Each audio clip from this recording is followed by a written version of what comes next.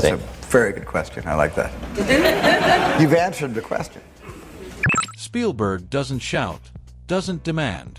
He simply observes, then makes a choice. And once he chooses, that decision stays firm. I think the toughest thing for a director to do is to know what he wants. It's not how to get what you want, it's knowing what you want. For 50 years, Spielberg has defined the emotional language of cinema.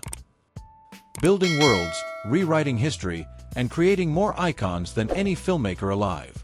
But behind it all is a rare ability, finding the one actor who fits, the one voice he trusts, the one performance that can transform an entire film. He doesn't choose noise. He chooses resonance. His films may live across generations, but at the center there is always one performance that grounds the chaos.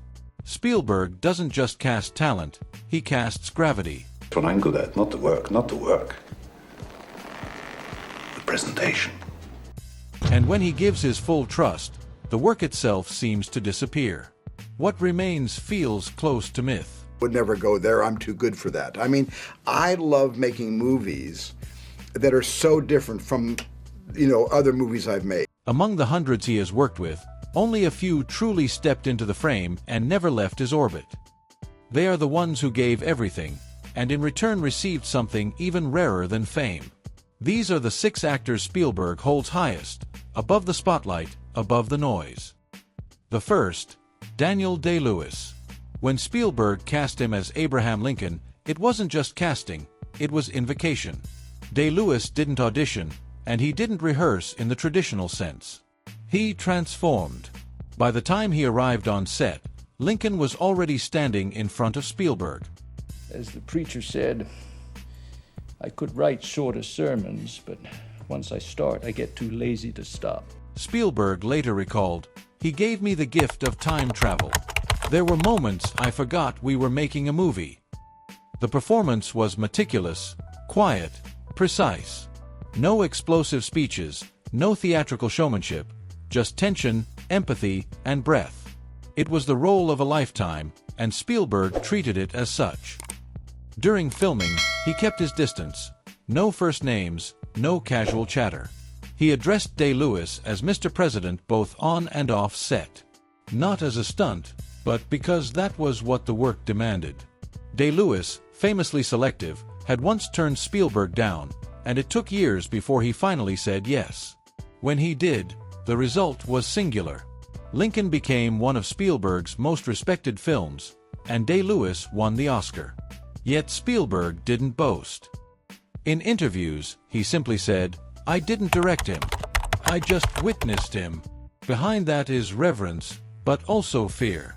Spielberg rarely surrenders control, but with Day-Lewis, he stepped back. Because some performances don't need direction, they need space. Day-Lewis never returned to Spielberg's orbit after Lincoln. Not because of conflict, but because lightning doesn't strike twice in the same storm. Spielberg has worked with dozens of great actors, but only once did he encounter someone who could bend time. The collaboration wasn't long, but it was deep, and it changed how Spielberg saw character, pacing, and silence. One role, one film, one presidency. That was enough for Daniel Day-Lewis to secure a permanent place in Spielberg's highest tier. And the next name, Tom Hanks. If most directors find actors, Spielberg found a counterpart. Hanks wasn't just cast, he became part of Spielberg's cinematic DNA. From Saving Private Ryan, Catch Me If You Can, The Terminal, Bridge of Spies, to The Post, their bond stands as one of the most enduring partnerships in modern Hollywood. This partnership isn't built on friendship, but on trust. Hanks once said, "When Steven calls, I don't ask what it is, I just say yes." That's not showbiz flattery, it's a rule. For over 25 years, Spielberg has handed Hanks's most emotional material. War, history, moral ambiguity, human fragility. And Hanks always delivers, without noise, without ego. On the set of Saving Private Ryan, Spielberg gave almost no direction, just a nod or a whisper. He knew Hanks would find the truth in the moment.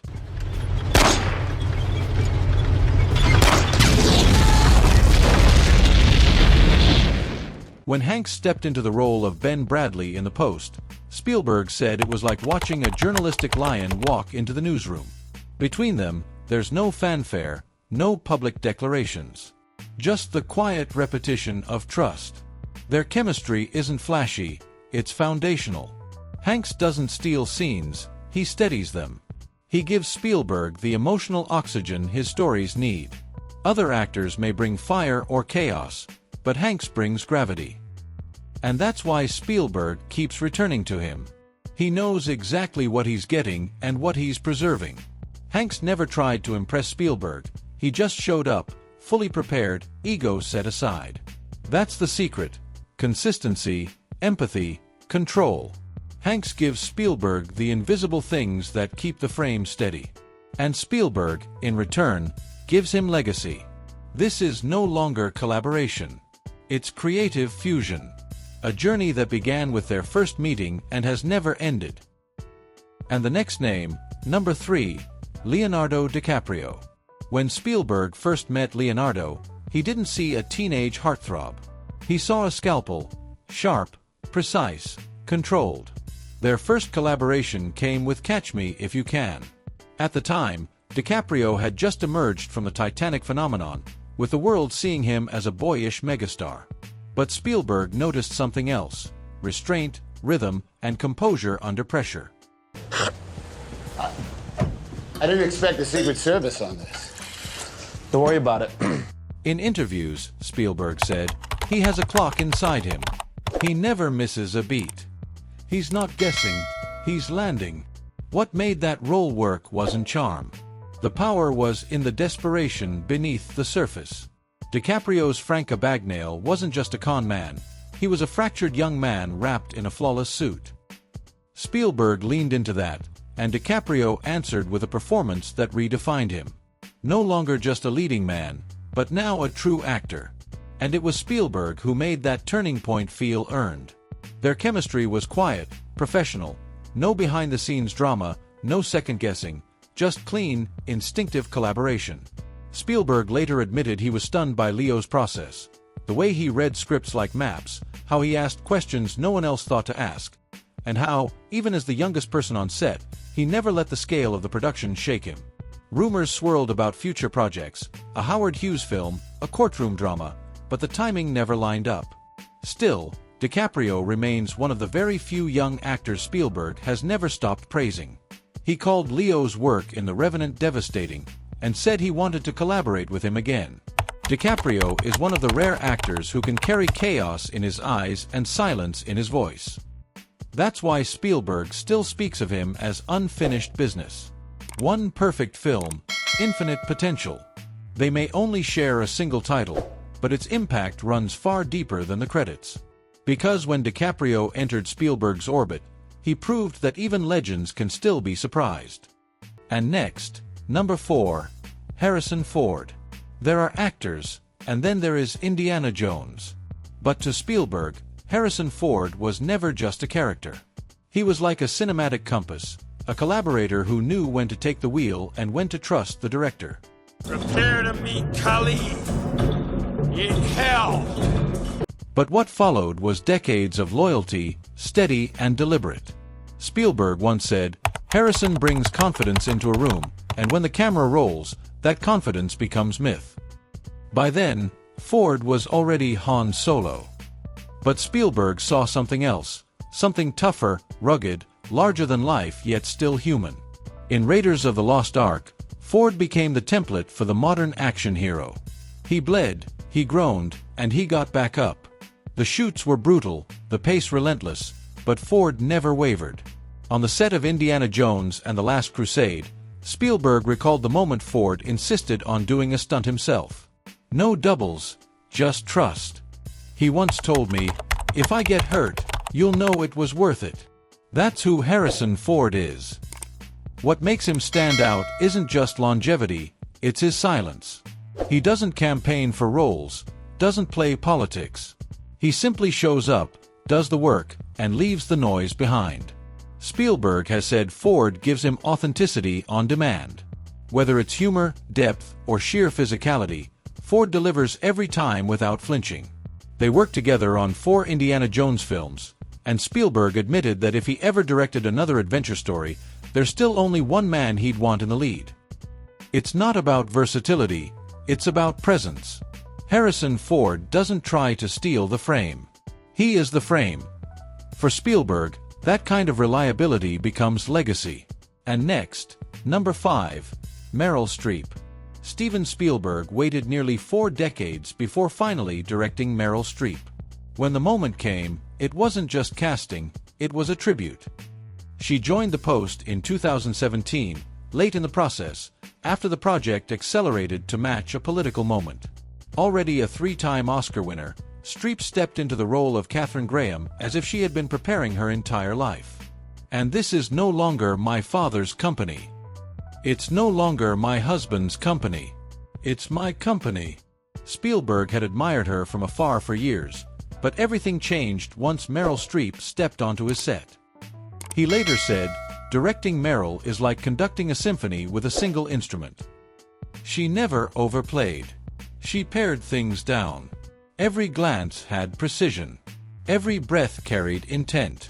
Streep didn't dominate a room, she disappeared into it.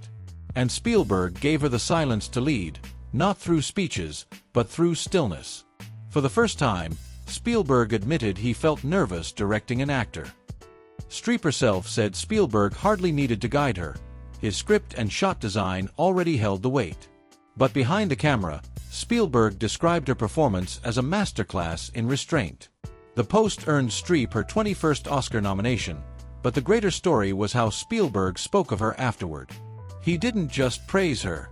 He called her essential. Not just to the film, but to cinema itself. He compared her presence to Daniel Day-Lewis. Surgical, internal, profoundly human. "There are very few actors who don't need the room," he said. Meryl is the room. Despite working together only once, Spielberg has often claimed he'd drop everything for the chance to collaborate with her again. Their bond wasn't built on years of repetition. It was built on one perfect moment, executed at exactly the right time. And for Spielberg, that was enough. One role, one performance, and the most respected director in Hollywood walked away saying he would never forget her eyes. That isn't just praise. That's permanence. Number 6. Robin Williams. Robin didn't just play Peter Pan. He made Steven Spielberg believe again. When they worked together on Hook, Spielberg was enduring one of the most difficult shoots of his career. The production was over budget, behind schedule, and emotionally draining. A director who thrived on control suddenly found himself overwhelmed. And that's when Robin stepped in. According to Spielberg, Williams would call him every night after filming, not to discuss scenes, not to talk shop, but simply to make him laugh. He would call and improvise for 15 minutes straight, just to make Spielberg laugh, to lift the weight off his shoulders. No ego, no fatigue, only presence. Robin became the emotional anchor, not just for the film, but for the man directing it. Spielberg later admitted that Hook never became the movie he wanted. Too big, too loose, too messy. But what stayed with him wasn't the box office. It was Robin. He gave Peter Pan an adult sorrow, the ache of forgotten childhood, the burden of passing time. He turned a fairy tale into something deeply personal. Spielberg saw it, and he never let it go. Their friendship endured long after Hook. After Robin's death, Spielberg even paused filming Schindler's List in moments of grief. Once said Robin was lightning in a bottle, and when he was gone, the room itself felt dimmer. They never worked together again, but they didn't need to. Once was enough, because some performances echo. Some souls leave a shape in the air. And Spielberg, with all his order and control, allowed Robin to be the one untamed force inside his frame. That's rare. And that's why, whenever Spielberg speaks of actors who changed him, he always circles back to Robin. Not because he was the most polished, but because he was the most alive. Spielberg never talks about favorites. He talks about moments. Fleeting, fragile, unforgettable. Sometimes it's just one film. Sometimes it's an entire lifetime. But in every case, these actors gave him more than just a performance. They gave him reflection. In their silence, he discovered tension. In their breath, he found rhythm. They made his stories more human, flawed, layered, and aching. Spielberg doesn't seek out noise.